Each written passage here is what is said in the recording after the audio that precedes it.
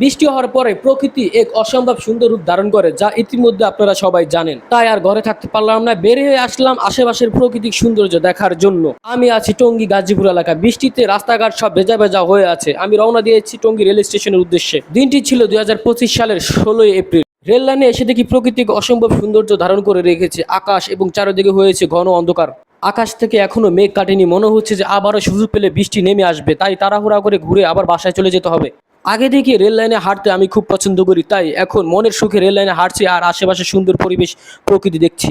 যতই খারাপ লাগা থাকুক, সবকিছু এখানে এসে নিমিশে শেষ হয়ে যায়। বৈশাখের আজই প্রথম বৃষ্টি, চারপাশের পরিবেশ এত অসম্ভব সৌন্দর্য ধারণ করে রয়েছে, যা দেখে সত্যি আমি খুব মুগ্ধ। মনের সব বিষণ্ণতা কেটে গেছে, মনে হয় যে এই দৃশ্য দেখে। সময় হয়েছে বাড়ি ফেরার, তাই এখন চলে যাব বাসায়, কারণ আবারও যে কোনো মুহূর্তে বৃষ্টি আসতে পারে। তো দর্শক, যারা যারা আমার পেজটি ফলো করেননি তারা সবাই ফলো করে দিন।